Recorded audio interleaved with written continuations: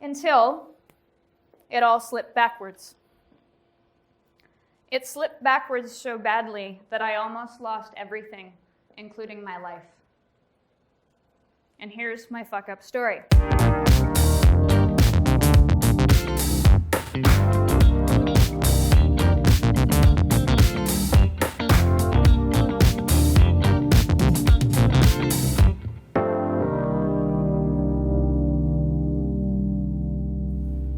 So you know what I do by day? This is what I do, well, I can't say by night because that would just be shit scary. But when not at the office, I am actually quite good at falling on my face, be it my mountain bike, be it trail running, because I hurl myself down mountains very, very quickly. So I'm no stranger to fucking up. And what I love about Fuck-Up Nights is that it's all about killing the killing it culture. You know those great stories and everybody's like, oh my God, my life is so fucking fabulous right now and this and that and everything else. I had a really great one of those in 2013. My life looked like this.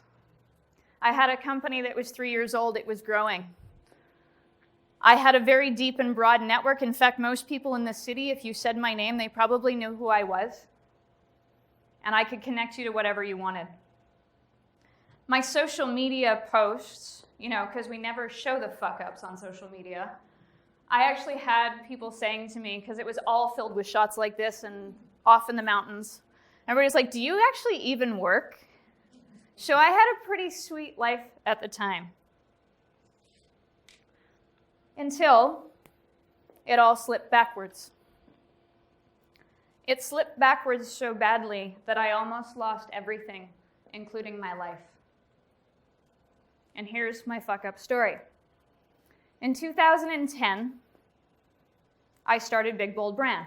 By 2013, things were going fantastic. It was growing, and it was growing quickly, and I needed help. I needed there to be more than just me and some contractors in the business. So my wife joined me in the business. She had a complementary skill set to my own, and the intention was to continue to grow the business, to accelerate it. And that we did. By 2015, we'd seen increasing growth year over year, and we thought, hey, this is pretty awesome. I think it's time to upgrade and move over to the North Shore, where I had dreamed of being for 15 years from the time that I moved here. I had always wanted to be at the foot of the trails in the North Shore because when I moved here, I was a professional mountain biker. I was racing at elite level. Where I ended up was Point Grey. Okay, that was a bit of a fuck up, but anyways, that's a side story. So we thought about it, and Elise went online and researches as she does, and she found Walter's Place. This was ultimately our dream home, and we decided, yep, we're going to make the leap. We're going to buy it, and we're going to upgrade, not just the business, we're going to upgrade our life. Now, at the time when we made the purchase, it was still a bit of a stretch, and we trusted that the business would keep growing. So we signed on the dotted line. No sooner did we do that than shit started to slip backwards. Our revenue stream slowly started to decrease.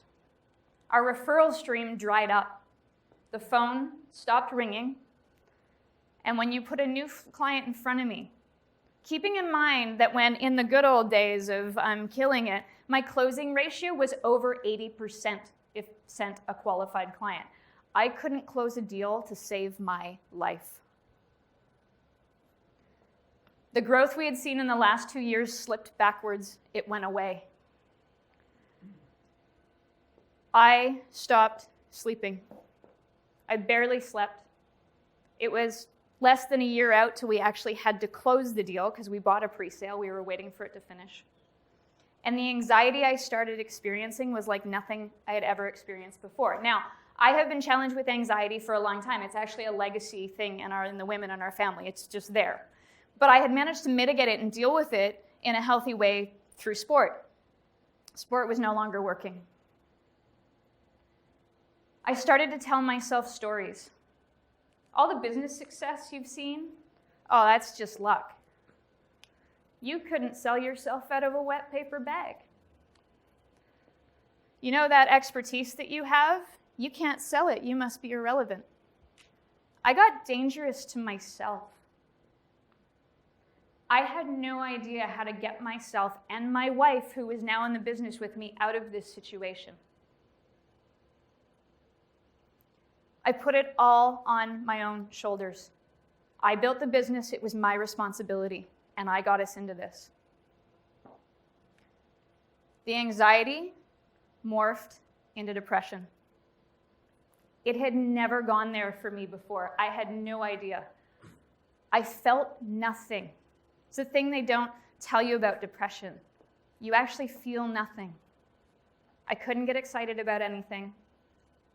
I couldn't see a future. And at one point, it got so bad, I said, you know what? If this is adulting, I don't want to play anymore.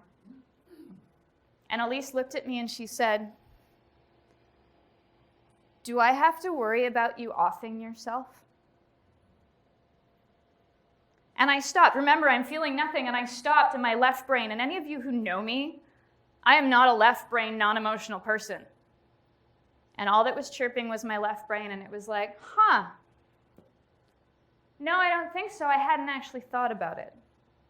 I was so completely disconnected that I was freaking out my wife. So, while I sat there stuck, not knowing how to get myself out of this, fortunately, my wife is incredibly patient, resilient, and resourceful. And she's the one who actually got me out of this. First solution, she thought, fuck it, I'm going back to a job with a regular paycheck. And thank God she did. It took a lot of the pressure off. The second solution, let me introduce you to Pam Slim.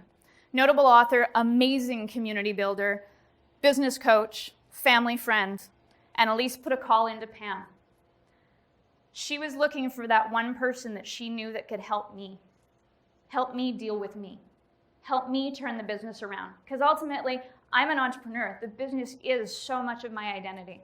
So within days, Pam was wheeling me in to the metaphorical ER, the business ER, and she was performing what she called triage on me and on the business. What are the symptoms? Let's get to the root cause. What the heck is going on? Well, what the heck is going on is my fuck up. And I'm going to share it with you and tell you how I got around it so that you never have to experience it. So in 2013 to 2015, business was so great and I didn't have to go looking for business. I convinced myself that all I had to do was the billable work. And I got caught with my head down doing the in the business work. I was ignoring the on the business work. I wasn't out there networking. I wasn't connecting with my strategic partners. I wasn't attending events. I wasn't speaking. I was just in the office with my head down doing stuff. You know what the interesting thing is I bloody well know better. I've been a part of enough mastermind groups, I've read enough books that always say, always be building your business. Well, the first part of it is I just felt too damn busy to do it. Probably got a little cocky. But eventually I stopped doing it because as the business was sliding backwards, I was feeling shame. I was completely ashamed of being this notable business person who people don't see fail unless they ride with me and watch me fall on my face. And I couldn't turn this sucker around. And this is kind of what the world started to look like. I just neglected my community and it just forgot I was there. And rightly so. So the most valuable lesson that Pam taught me in those triage days was planting seeds. AKA TMAs, tiny marketing actions. Plant seeds every day. Tiny marketing actions are as simple as call a strategic partner. Say, hey, what's going on? How can I help you? Put a blog post out. Put a vlog post out. Write an article. Call a market, call an association or a business organization and offer to put on a lunch and learn. Doesn't take much time every day to do these things. But over time, they accumulate. And then the referrals start flowing. And the more you do, the more it happens. And the more opportunities you find out throughout your network. So that really started to work. And undoubtedly, that was the thing that turned the business around. That was the thing that turned me around because of the positive affirmation you get, right? You're no longer alone. You're out there talking to people. So then, being the athlete that I am, you're probably wondering what the hell the Garmin watch had to do with anything. Well, here's the thing. So this was another Elise solution, completely unintentional. My wife loves gadgets. Don't tell her, and she's going to know I said this because I know it's being recorded, but some of our friends actually call her Geardo. She will research the heck out of whatever it is she's interested in buying. And here's the other thing about my wife. She will give me the world, but she is so possessive of her gadgets. Like, don't dare touch them. So here was me stealing her Garmin watch when I was going for runs so I could track things. And that, as you can imagine, didn't go over very well. So she's like, I'm going to buy you your own for Christmas. And I'm like, babe, no. Like, it's too expensive.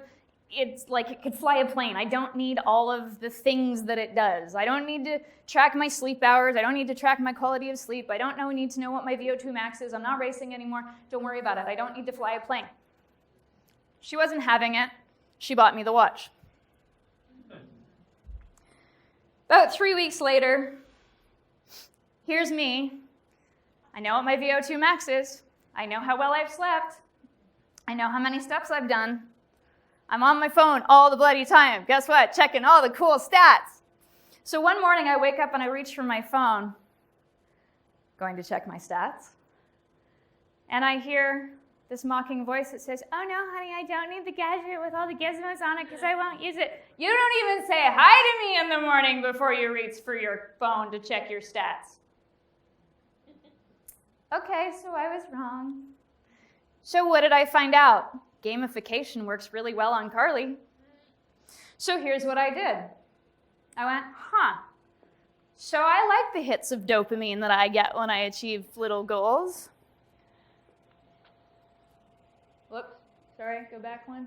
Where'd it go? Okay, so I went out and bought myself a day planner. And I went out and bought little stickers. Remember in kindergarten when your teacher wanted you to do something and they dangled a gold star sticker in front of you? That would be me. I will work my can off. They work like a hot damn on me. So I gamified planting seeds. And my first step was 5 sales actions for 4 days of the week. Just like anything else, you give yourself a day off, right? So 20 sales actions. Those were 20 sales actions that I wasn't doing in 2013 to 2015. And then I put it on steroids. So now I set monthly goals. I daily sales actions, one-on-one networking events, one-on-ones like coffees, wines, whatever, visible expert activities. Hey, this is Karley, here's my marketing tip of the day, type thing. There's one more that I can't remember, but it's probably written up there. Oh, referrals given, right? You want referrals in, you'd put referrals out. So I track those now monthly, and this makes me so happy, I can't even tell you. My inner 5-year-old is just like, oh my God, this is awesome. So here's how the story ends. Tiny marketing actions turn the business around. It's actually, when I think back on it, other than thank God for my wife, I can't really associate much else, and here's where it landed.